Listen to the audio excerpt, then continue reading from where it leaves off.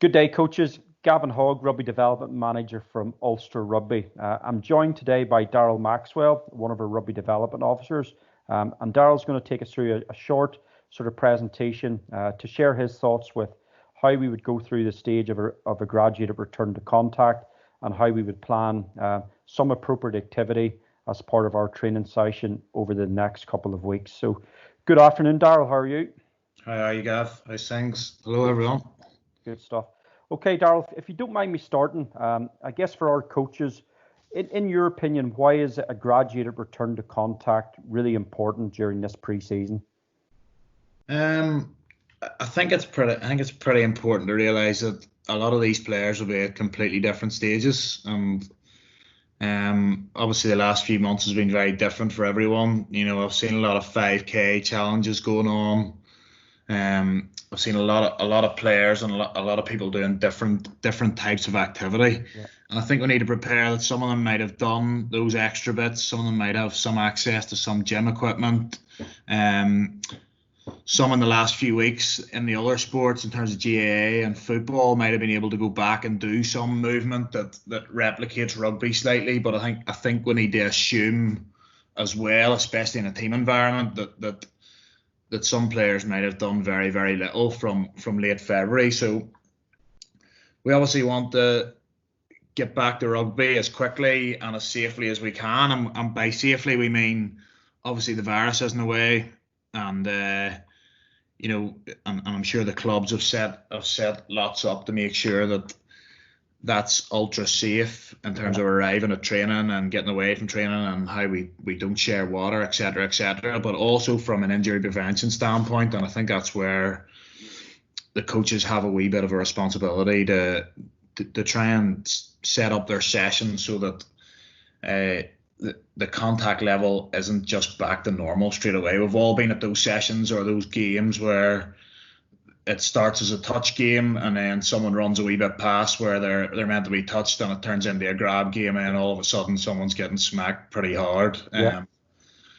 From what started as something with very little contact. So I think from an injury prevention standpoint to start off with, and also with COVID in place, we want to minimise the amount of face-to-face contact we have as well, just in terms of the virus. So it's going to be a very different pre-season than normal, but it'll also be quite similar as well in the fact that we probably wouldn't be getting up to a huge contact level. We probably shouldn't be getting up to a huge contact level after a summer where some players might not have done very, very much rugby. So yeah, that's excellent, Darryl. Yeah, and I think, as coaches, suppose our aim is that we want to arrive at that first game, whether it be a league game or a friendly, with 100% fit squad. And as you say, I think it's really, really important, and we can incorporate that in over the next couple of weeks.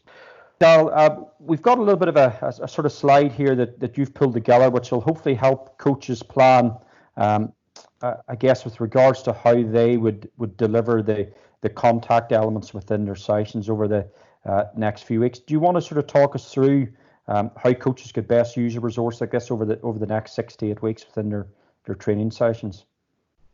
Yeah, no problem. So obviously the RFU have produced a series of documents that tell us what they're advising in terms of contact in the first sort of 8 weeks of this so-called contact stage that they call it, and that's quite date-based. So there may be a date, say in whatever date it is, maybe 2 weeks from now, where realistically on paper, from what the regulations say, we could actually potentially be back to near enough full contact. I think it's really important that we realise, though, those dates need to be completely scaled for when your club or your school go back in and start. So if you just look at the key here, the sort of red part, the contact level 1, and we're just saying that any activity in that should be sort of touch rugby based. Yeah. Or even less than that. There might not even need to be. If you want to build up even into that sort of game, you can do stuff that isn't competitive at all to start off with. But if we just look at it, there's a two-handed touch below the waist, okay, and attackers can offload or place the ball, so you can still potentially get some contact in terms of working on how you fall on the ground, present to the outside, fall to the outside, stuff like that. You can still hone in your habits on some contact stuff like breakdown without actually lads banging into each other and causing any collisions. So that you might stay with that for the first couple of weeks, and then when it gets a wee bit later and guys have warmed their shoulders up a bit and are ready for it, they go to this sort of level 2, which is a bit of a bump. So if you look at it, defenders can maybe wrap around the ball carrier in a low body position, okay, but and get a bit of a shoulder contact on without actually following through to go and make a full tackle. And the same thing with attackers. They can fight through or fight to the ground or try and offload slightly through contact, for example, but without actually going and trying to break tackles. And that sort of comes through into that level 3, where a lot of teams would actually operate anyway, even outside of what we're talking about here in pre-season.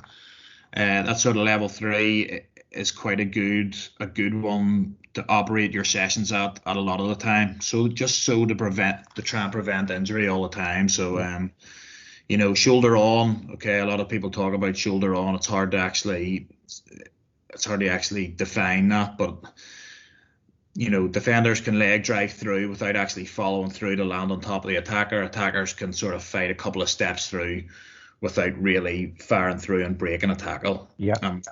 That can sort of lead into that level 4. And I think it's really important when we get to that level 4 that we're not at that level for a whole session. Yeah. We can get the game intensity, but when we start that game intensity, it might only be for 10 minutes to start off with, and then we can move on from there. So it's just a bit of a phased return, starting at level 1, maybe ending at level 4. And when I say it's level 4 or level 3, it doesn't mean to say you have to operate your whole session at level 3. Your first couple of activities could be at level 1, then you could be one with a bit more contact in the session, and then maybe you might finish on level 3 towards the end. Exactly the same. Once you get to that level 4, you might operate at level 2 and 3, and then maybe only at the end you'll play 10 minutes at that level 4, just to try and phase it in. Super, thank you. Just for clarification, Darryl, so I'm a youth coach or a school coach. I've got my team that's returning to training now in the middle of August.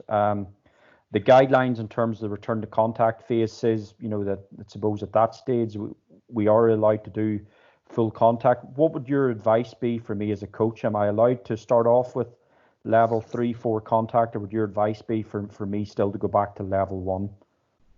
Yeah, I would say my advice would be definitely to start at level 1. As was said before, a lot of these guys could be a completely different level. So, if we go into level 3 straight in with bumping and grabbing and tackling and a lot of stuff that the players might not have done since late February, early March, and we have to make that assumption that they haven't done that. It'd be very hard to differentiate the guys that have done any.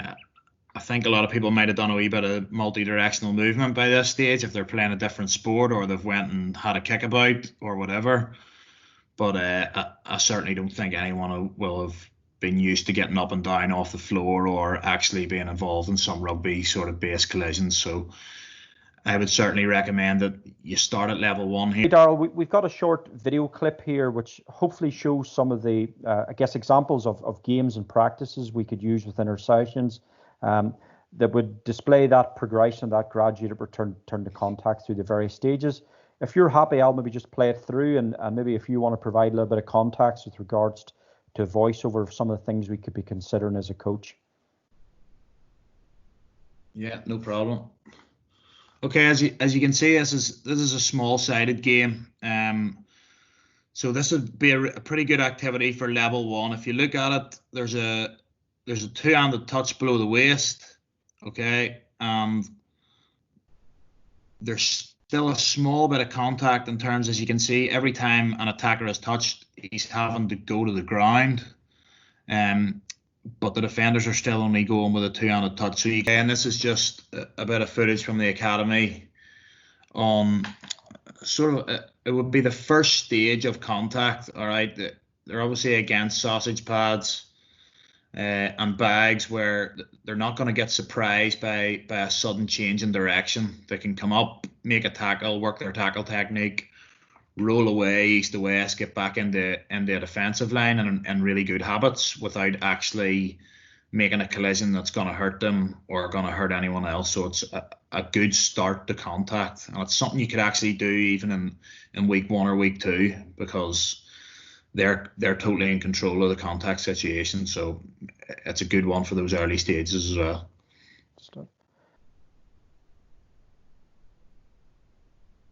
So I think this next one, Darryl, then maybe just a little bit of progression about how we can maybe start to introduce, some of the more, I guess, controlled elements of contact as well. Yeah, as you can see on this one, we've just sort of got a bit of a feed 'em and beat 'em activity where the defender will feed, and means he can go and get a bit of a grab on. The attacker can look to step off and really try and hone in on those skills of trying to beat a defender without that defender actually coming up and putting huge pressure on and trying to make a big smash on him. Okay, it's still quite controlled. It's maybe moving into that level 2, where it's a bit of a grab, and it would be quite easy to put that activity once you've done it, or before it or after it, into a game situation where you're looking to get offloads out of a tackle, but the defense still isn't allowed to come up and hit low and hit you backwards. So be quite easy to translate that activity into a game-based activity in terms of the level of contact. Stuff. Okay, and we've just a larger sided game here, Darryl, so I think we're moving towards that sort of 12v12, 15 against 15, and then looking at maybe the level of contact within these games, which are still in a relatively controlled manner. Yeah, so if we just look here, they're playing off a line out. This game looks a bit more like the actual game of rugby. There's bigger numbers. It's not, I wouldn't exactly call it small-sided. If you can look at the way the defenders are defending, that they're getting a proper grab on. They might get a bit of a double grab on. The attacker actually adding players to the breakdown without really having to clear anyone. So into maybe that sort of level 2, level 3 contact. Probably not just touching level 3 yet, but probably somewhere in between that level 2 and level 3. For maybe halfway through the contact stage, something you could get to. Okay, and then I think our last practice, Darryl, is just probably moving towards that level 3. We're not quite at the full on sort of 15 against 15 yet, but we're really sort of starting to hone some of those contact skills. So maybe if you can just chat through how we could use this.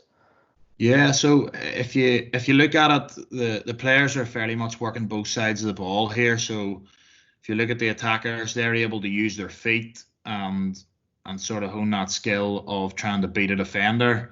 The defenders are trying to get a low tackle on, and that sort of support of the tackler can come in and try and get a bit of a poach on the ball. So you're getting 4 skills involved, but again, not at 100% intensity. And I think the main element in that is to communicate that intensity to the players. You can't just go away you go, work at what stage you want to work out.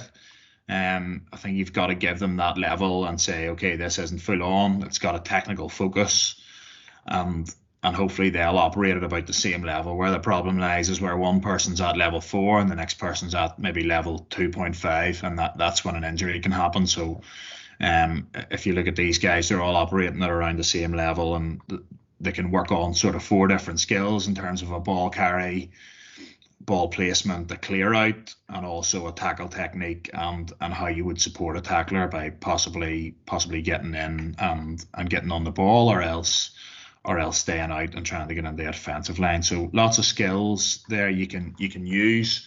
Again, not putting the contact level through the roof, probably at that stage 3 just before you move to full contact.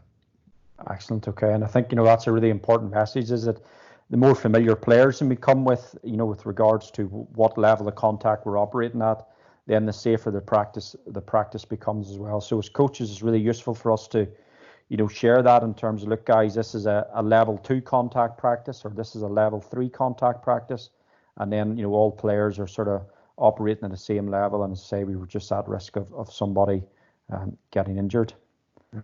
Okay, Darryl, just to finish off, you've pulled together a sample sort of session plan that we could be using at sort of youth and senior level, particularly within our clubs and schools during the stages. Do you want to give us a quick little overview of what the session would involve, and some of the rationale behind the activities you've chosen? And then I can quickly maybe just share the 2 small-sided games and some of the conditions you have within those games as well. Yeah, no problem. So I've just at the start there that there's a bit of a warm-up, and if you just look at the content of the warm-up, and this is fairly much taken from what the athletic development guys would say, a lot of the time before this would have happened, your warm-up might have just had a small-sided game at maybe less intensity, and then you maybe would have thrown in a few dynamic stretches or a bit of mobility or a bit of movement within that. I think it's quite important, as they're straight back into it here, to actually have a graduated warm-up where they're doing some straight line running, they're doing some dynamic stretches on their lower body and their upper body once you get to it. Some sort of direction change within that, so they're stepping off both feet, and trying to get some increased pace running as well towards the end of it, with a bit of backwards movement, maybe a bit of lateral movement, just to try and recreate the game a bit. Another thing that they won't have done in the last few months is think about moving laterally or moving backwards or getting up and down off the floor. So if we can try and arrange them into the warm-up, then all the better. Then we just sort of went for two small-sided games. And if we just have a look at it there, we've named these games just on internationals. So, for example, this France game would be the attack would have 3 phases to score, and if you make 3 passes away from a breakdown while moving forward, then those 3 phases will reset. So, basically a ball transfer focused game. They're getting plenty of operational space because the defence is going to have to retreat 5 meters and go chest to floor every time there's a touch. So fairly focused on ball movement, all right, and the defence have to really work hard and get off the line if they're going to get any parity, because they're so far back there. It's a bit like rugby league. Then after that, obviously it's still pre-season, so we do want to challenge the players physically and challenge their lungs a wee bit. So I think it's important sometimes that we put the ball into our fitness activities as well. So I've just put in a continuous 2v1 there, where you might be in a 5x5 meter grid. 2 players will be against 1 defender, and they'll just try and beat that defender. They'll score in the opposite line. The defender will go and touch the opposite line, and we'll just keep doing that for about 30 seconds on, 30 seconds off, and they'll change their rules. So if you're in a group of 3, you'll attack twice and defend once. Only about 90 seconds of work, 90 seconds off, but it's quite taxing on the lungs. We'll then go back to another small-sided game, which we're calling the Springbok game, and it's again focused on that sort of a week 1-2 type job, but you could also increase the contact level of it as well. And we're just saying that the defence isn't allowed to fold, so each time there's a touch, any touchers that are on the inside of that defender can only operate on that side of that breakdown, so they can't fold around. So hopefully that should create some decisions for the attack to make, and hopefully overload the attack slightly and get them used to playing through and try and execute a line break and finish it off. So and the defence as well are obviously going to be numbers down at a stage. So the defence focus on that would be to try and go and track to the space and get used to defending maybe when you're against a 4v2 or a 3v1, and how you would defend against that as well. So.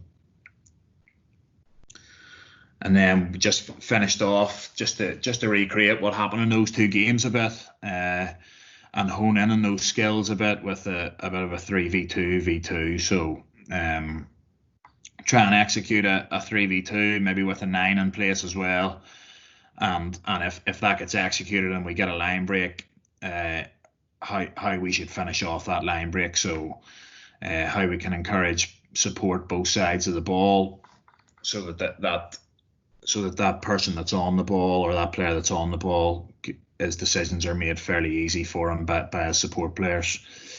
And to go into at the end, we would go to what we would sort of call the Ulster game, or what we might call the Ulster game, which looks a bit more like the game. So say you had 30 players in your session and you went 7v7 and had two small-sided games going, you might marry them up then and go a bit more sort of 15v15, or if you wanted to overload the attack slightly,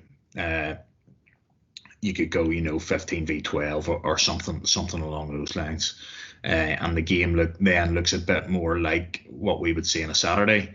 But the good thing about that Ulster game is you could play it in week one at level 1 contact, and then towards the end you could play it again, and you could maybe play 10 minutes of it at level 4 contact, and in between them you can vary your contact levels with still keeping very similar habits, but putting some conditions on that game that might help the players get a bit better at decision making. But also you can condition the contact in that as well, just so that we're really thinking about injury prevention and really thinking about trying to keep COVID at bay if there's any around. Super. Okay, Darryl, thank you very much for sharing that, and hopefully our coaches can take some useful information from that. We will follow this up next week, just with a little bit further support, looking at some of our menu of small-sided games and how those can be incorporated into our session moving forward. But thank you very